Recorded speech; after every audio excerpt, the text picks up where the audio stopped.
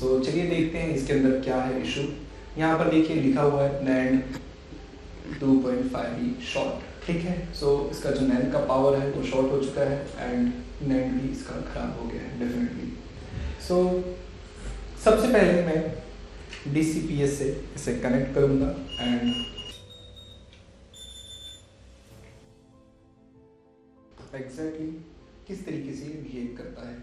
सो यहाँ पर आप देख सकते हैं 26 मिली एम्प पर गया एंड देन उसके बाद में ये 14 मिली एम्प्स पर गया एंड वहाँ पर वो स्टक हो चुका है। स्टक होने के बाद में बिल्कुल मूव नहीं हो रहा है। So now it's time to check the PP bus. PP बस पे वोल्टेज क्या है इसको हम चेक करेंगे। आप यहाँ मल्टीमीटर्स में देख सकते हैं, मैं इसको वोल्टेज मोड पे स्विच कर रहा हूँ एंड उसके बाद में मैं यहाँ पर फ्यूज़ के ऊपर इसे चेक कर रहा हूँ। सो आप देख सकते हैं 0.017, सो ऑलमोस्ट नथिंग। सो यहाँ पर भी देखिए इसका PP बस जो है वो एक्टिव नहीं हो रहा है। रीज़न वाई क्योंकि इसका PP बस जो है वो शॉर्ट हो चुका है। So now it's time to remove the SSD power and check it once again. ये है इसका SSD पावर। इसके पहले की वीडियोस में मैंने आप लोगों को दिखाया था। यहाँ पर एक और IC लगी हुई थी, दैट वाज U6960 एंड ये है इसका SSD पावर। ये दोनों IC सेम है। यहाँ पर देखिए इसका जो ब्लैक कलर का कोटिंग होता है इसके ऊपर, ब्लैक कलर का कोटिंग भी इसका उड़ गया है, इतना ज़्यादा हीट हुआ है। सो अब मैं इस IC को निकालता हूँ, निकाल करके हम लोग चेक करेंगे, ठीक है।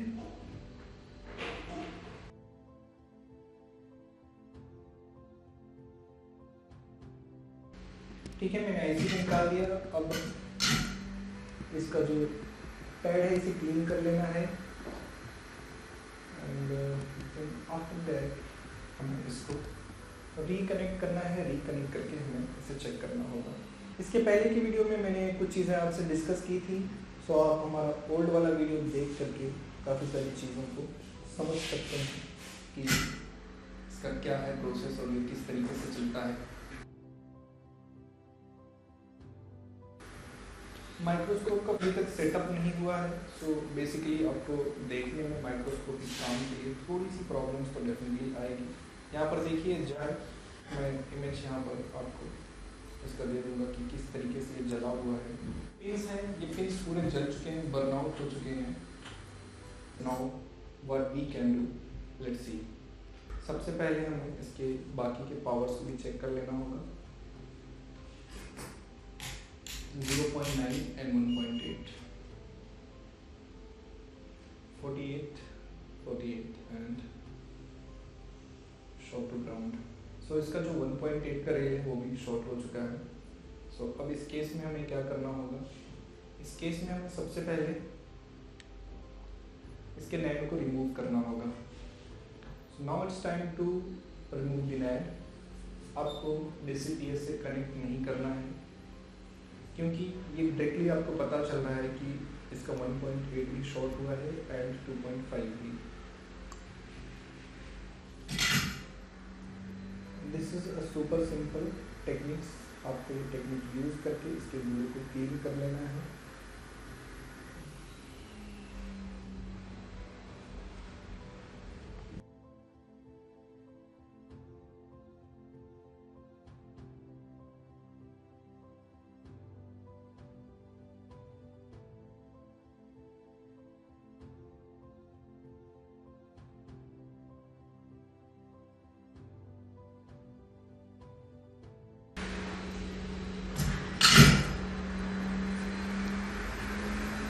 सो 14 एम्प्स हमने रिमूव कर दिया है। अब हमें चेक करना होगा इसके सप्लाईज को। सप्लाईज ठीक ठाक है इसकी। 1.8 and 0.9 both are okay. So now we can connect the DCPS and we can test it again.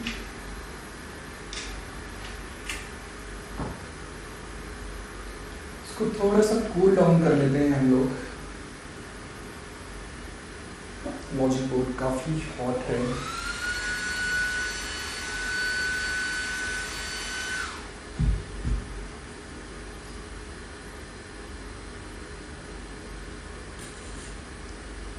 सो इसको कूल डाउन कर लिया एंड मैं इसको फिर से DCPS से कनेक्ट कर दिया।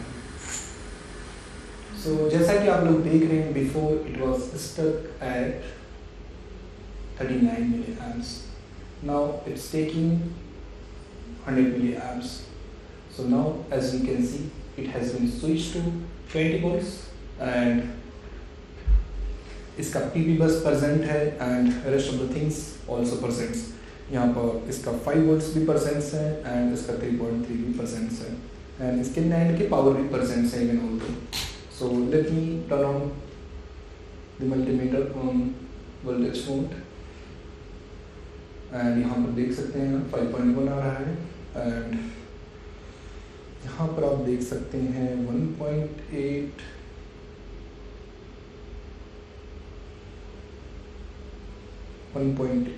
and 0.9। So now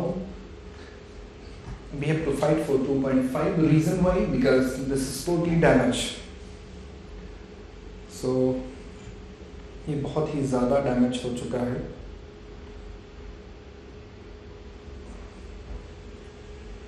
सभी प्रिंट्स इसके जल चुके हैं। सो VR बोर्ड, ये जो आउटपुट था इसका, ये भी बर्न आउट हो गया है एंड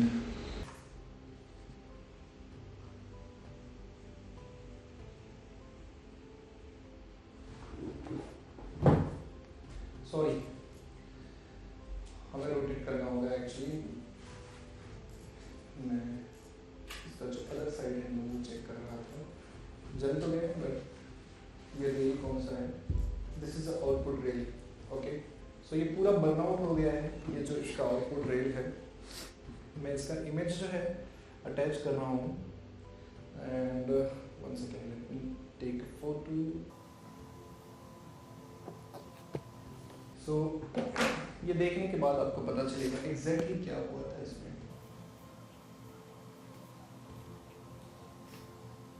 सो इस केस में क्या करना होगा, इस केस में हमें जंपर रन करना होगा। ओके, सो ये जो है ये सभी को कनेक्ट करना होगा, 1 2 3 they are all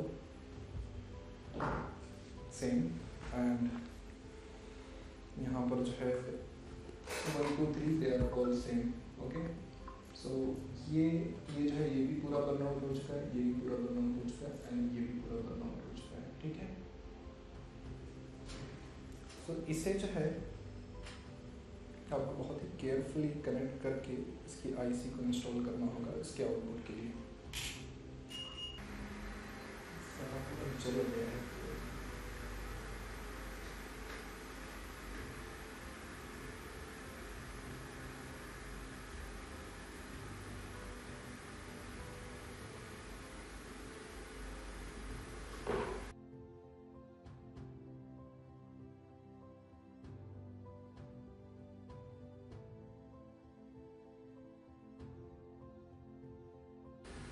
so guys, finally हमने इसका जो चिप था जो बर्नआउट हो गया था उसके प्लेस पे जंपर मारा है एंड जंपर मार के अच्छे से उसके पैड को रीबिल्ड किया है। रीबिल्ड करके इस चिप को हमने री इंस्टॉल कर दिया है and as you can see we are getting 2.5 volts.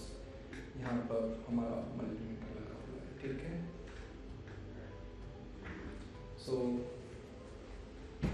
This was a little bit difficult task, but if you have got good hand skills then definitely you can do it, it's not an issue।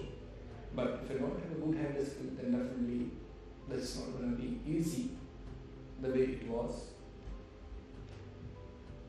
so चलिए, अब मैं जिस तरीके से मैं नैन को लगाता हूँ यूजली उसी तरीके से मैं यहाँ पर भी लगाने वाला हूँ। सो सबसे पहले हमें इसकी पैड्स को फ्लैट कर लेना है, क्लीन करने की कोई ज़रूरत नहीं है।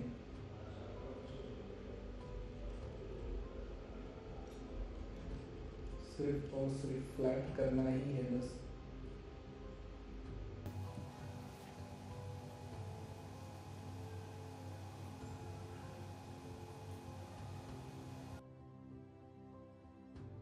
ये बहुत ही सुपर सिंपल है, ज़्यादा समय नहीं लगता है but this is all about practice. अगर आपके पास प्रैक्टिस नहीं है तो डेफिनेटली इसे आपको क्लीन करना पड़ेगा एंड देन आपको जिस तरीके से आप आईफोन में काम करते हो उसी तरीके से करना पड़ेगा। बट अगर आपके पास प्रैक्टिस है, अगर आपका हैंड अच्छा है, तो जो मेथड मैं फॉलो करके यहाँ पर काम कर रहा हूँ उस मेथड को आप फॉलो करके आप काम कर सकते हो।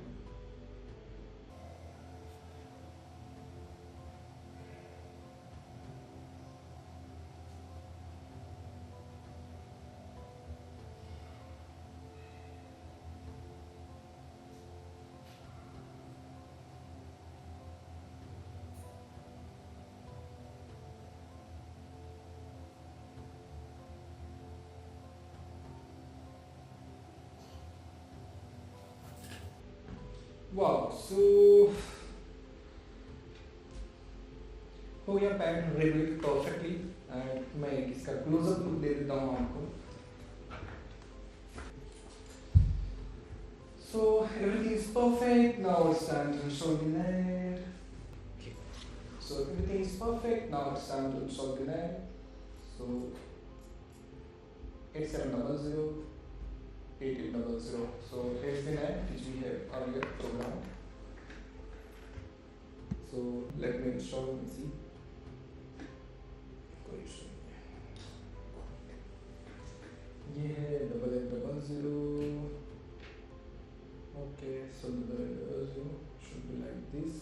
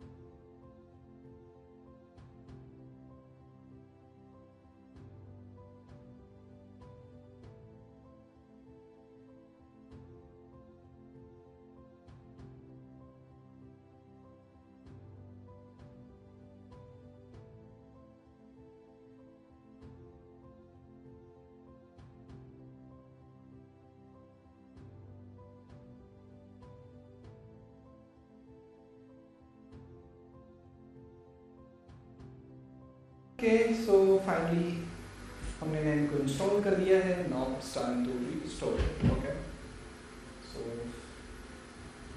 अब हमें रिस्टोर करना होगा। ये है इसका मास्टर कोड। अब हमें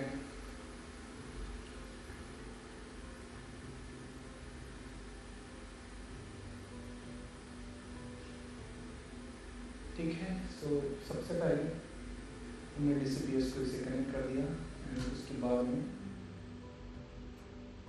हम कनेक्ट करेंगे इसे लैपटॉप से। सो गाइस फाइनली हमने नैन को इंस्टॉल कर दिया। नैन को इंस्टॉल करने के बाद में अब हम इसे कनेक्ट करेंगे रिकवरी मोड से और DFU मोड में। सो चलिए हम देखते हैं ये कौन से मोड में एग्जैक्टली कनेक्ट हो रहा है, whether it's recovery, whether it's DFU. So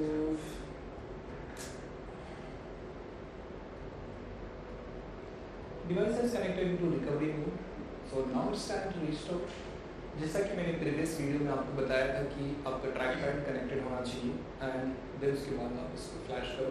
आपका चार्जर कनेक्ट होना चाहिए एंड देन उसके बाद में आपका ट्रैक पैड कनेक्टेड होना चाहिए एंड देन उसके बाद आप कंप्यूटर से अपने डिवाइस को कनेक्ट करिए। सो यहाँ पर देखिए मैं इसे रिस्टोर कर रहा हूँ, ठीक है।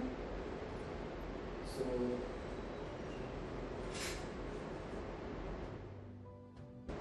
आपका जो DCPS है, आपके DCPS के रीडिंग्स को आपको देखते रहना होगा रीज़न ऐसा है, जैसे ही इसकी फ्लैशिंग स्टार्ट हो जाती है, इसका करंट जो होता है वो इंक्रीज हो जाता है।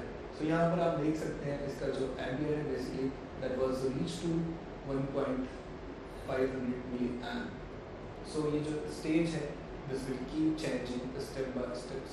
एंड अगर आपको पता है कि कौन से सीक्वेंस में क्या फ्लैश हो रहा है, then you can understand easily, but इतने डेप्थ एंड डिटेल्स में जाने की ज़रूरत नहीं है।